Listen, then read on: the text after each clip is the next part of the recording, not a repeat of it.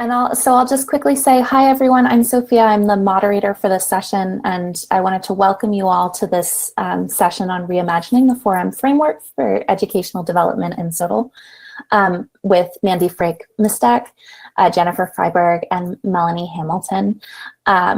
If you have any questions, feel free to use the chat or use the raise your hand function at the very top of the screen, which looks like a little hand. And the speakers and I will all be sort of monitoring that space to make sure that your questions get answered along the way. The speakers are going to spend about 15 minutes sort of sharing their work and then leave space for more Q&A. So if your question doesn't get answered immediately, don't worry, there will be space for that. Thanks for joining us. All right, well, hello everybody, and welcome from wherever you are in the country, world, actually. I am happy to join you today with my friend and colleague, Mandy. Melanie was not able to join us, but we are presenting on her behalf as well.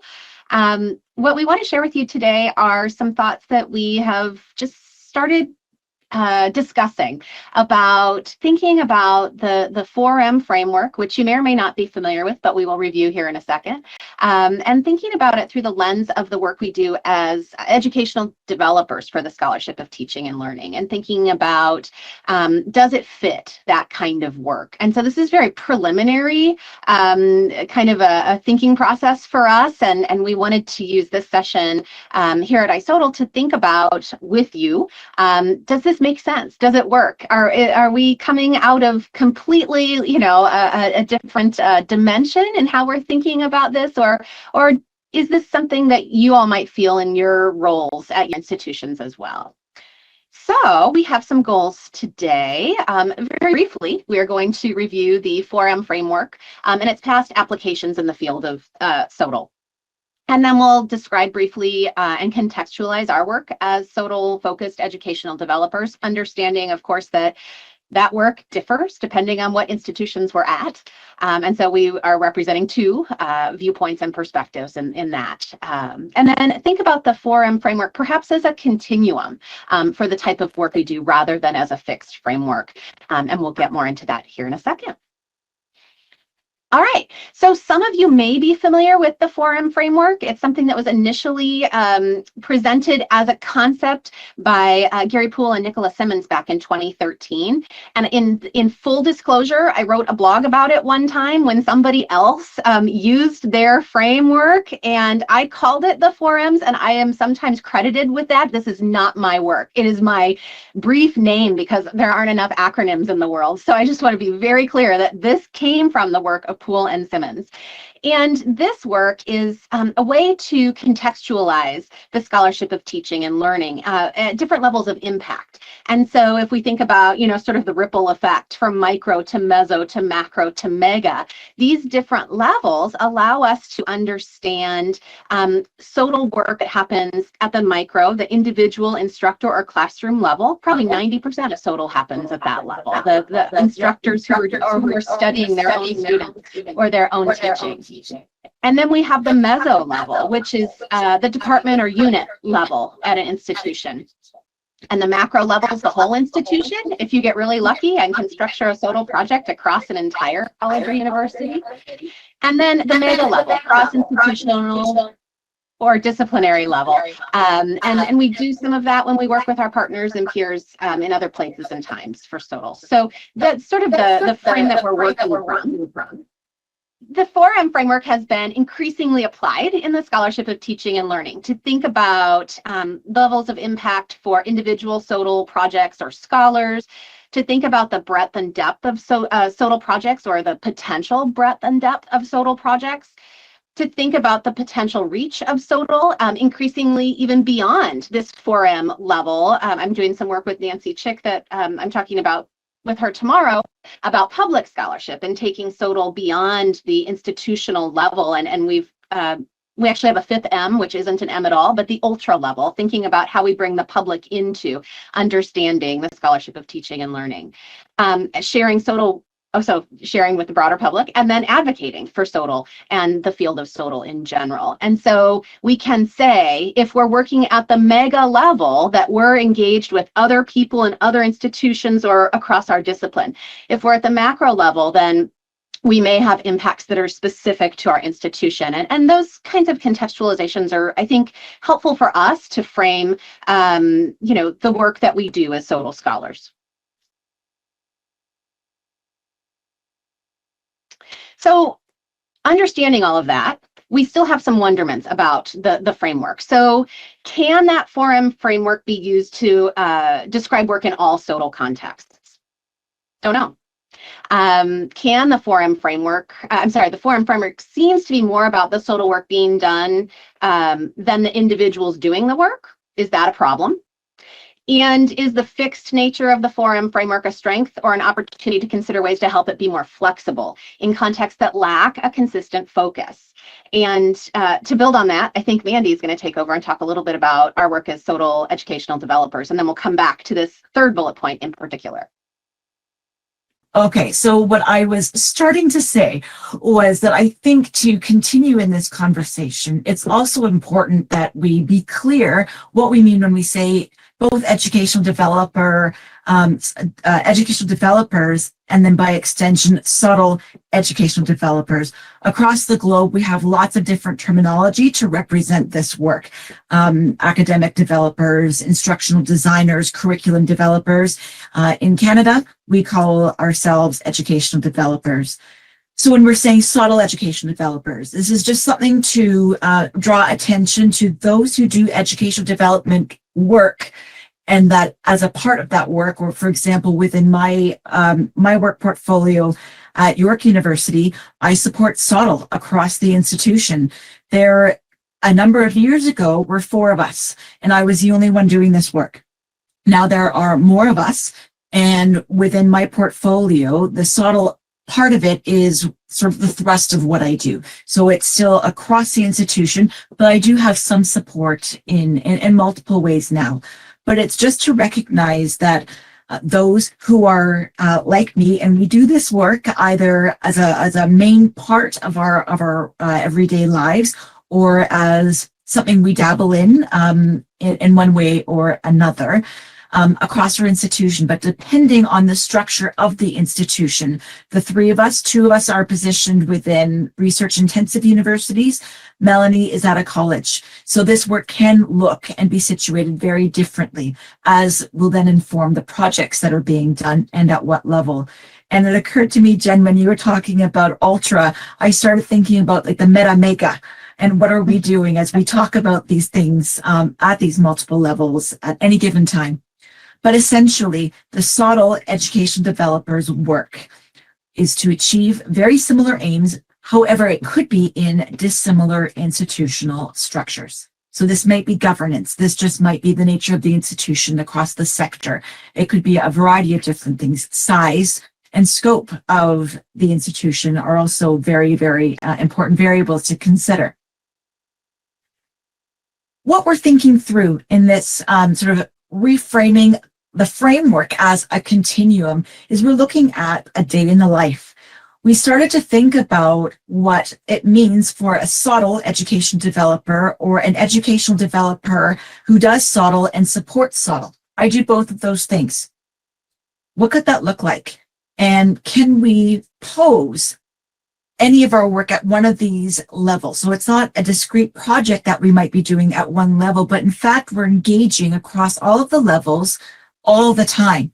So instead of, we see this one project sort of emerge and happen, we're actually participating in this layered approach to doing SoTL and supporting SoTL. So this day in a life, this is just an example of one particular day, a very recent day, October 13th, and you can see at 8 a.m.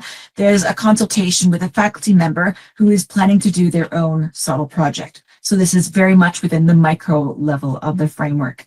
From there, we're going to do a complete review of a manuscript for a teaching and learning inquiry. How wonderful. I hope that it goes on to be published. However, we can see that this takes place at more of a mega level, not the meta of the framework. At 11, we're going to engage in some formative feedback through a workshop within the College of our nursing faculty. So this is an example of Mezzo.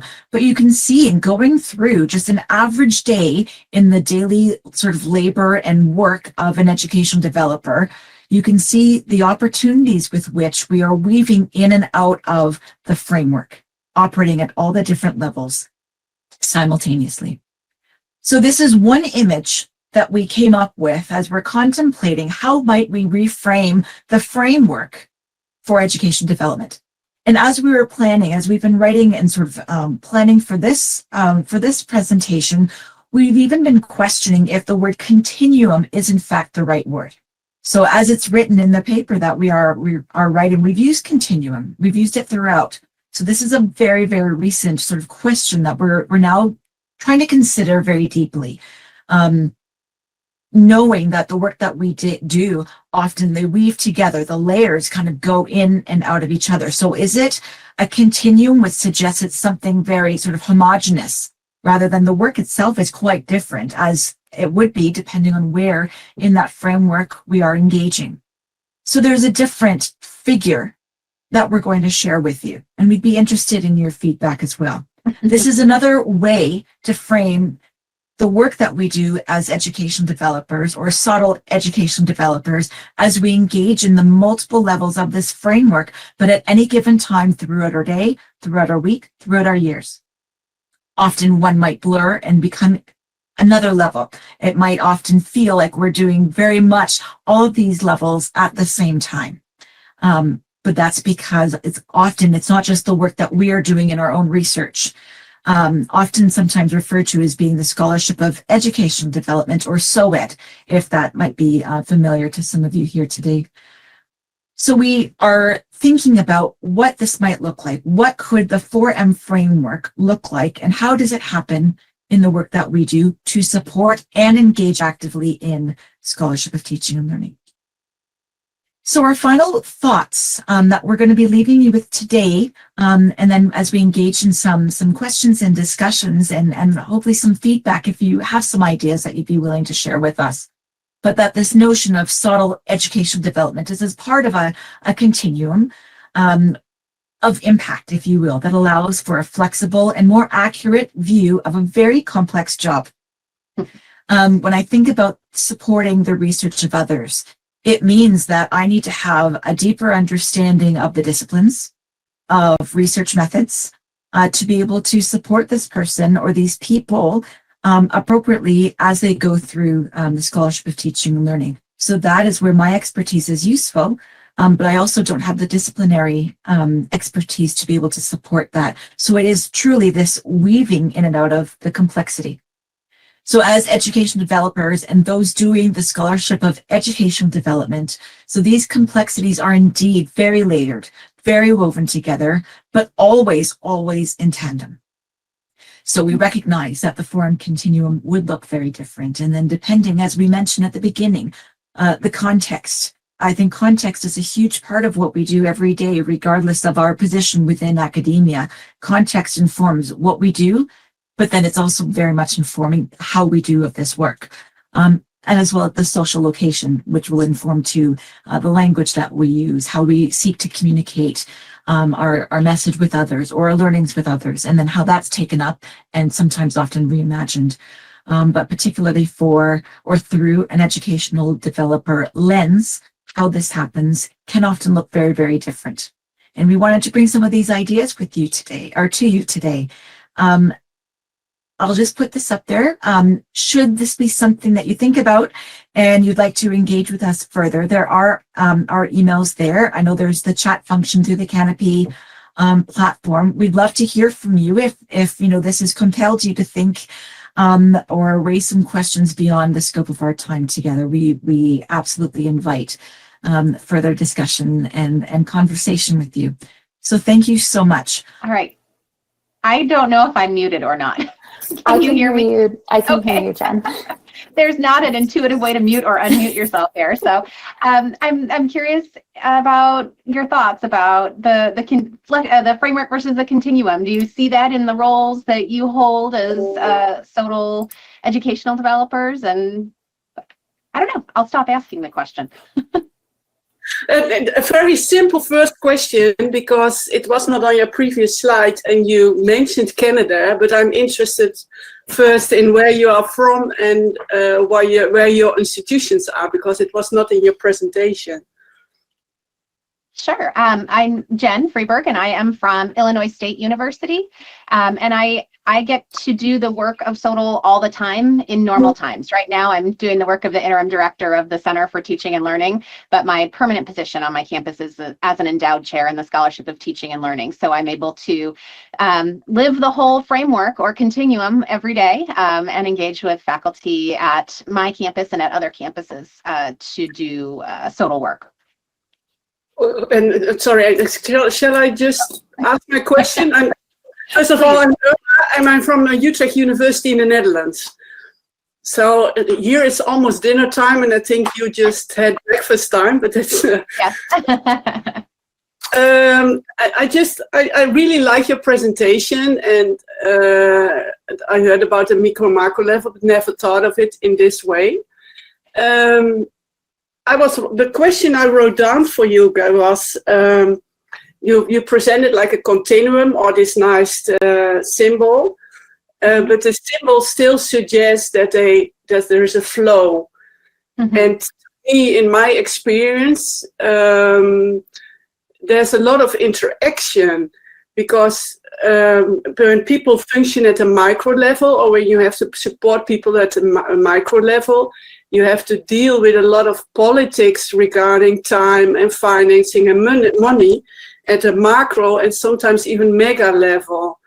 So I was wondering how you see that in the model that you propose, and if you recognize that.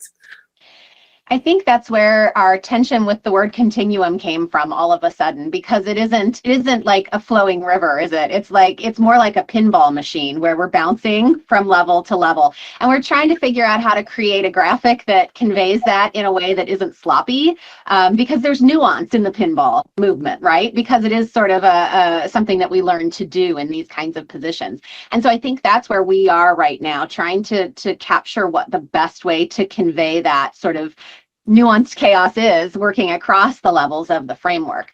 And I think, we haven't talked to anyone who does this work who doesn't see that we do simultaneously operate at multiple levels, and we're having to move ourselves as necessary to advance our work or the work of the people that we support. But it is, it's a challenge to think about the best way to capture that. Yes. I see your point. Yeah, because you really presented this day from an educational developer's viewpoint, and it was really like, oh well, this is a micro. It's like a micro thing, and this is more like a meso thing. But I always experience that it's like more a mix. Of course, when you talk to individuals, it's mainly. Oh, sorry, it's mainly. But sometimes you always have to deal at a macro. So that's what. Sorry, I hear. Yeah. So I think, one of the things we talked about when we put that calendar together is that there's sort of what shall we say, like a primary designation within the framework, but there are layers. And so that's the other thing, is how to make that three-dimensional. So I appreciate that point as well. Can I ask another question or the others? Because I will think. I was wondering how you see that in your work then, because it's nice to have a model, but how do you see the model as an aid or as a help to support you in your work? And how are you going to use the model? I can hear you now. Yes, I logged out and I came back in. May I respond to this one, Jen? Is that okay? Thank you. So for me, when I think about this, it becomes a tool that I can use to more clearly communicate to colleagues about what I do and the value of support. And the importance of that level of support that one can provide, especially when people who seek out our office or who connect with me often don't know that they're doing the Scholarship of Teaching and Learning. They know that they're doing research into their teaching, or those who are considering education development. And what we've seen over the last 2 years in a massive, absolutely massive upswing of seeking out education developers, but of hiring education developers, to be able to frame the importance, the value of what we do, how we do it, and what it can potentially look like in the field. I think to many it's still somewhat elusive. So to answer your question, I think it's a useful tool to be able to talk about and to conceive what we do. Internally, a little bit more politically, perhaps, it allows us to be more savvy in terms of performance management as well. At least I find that so. Yeah, thank you.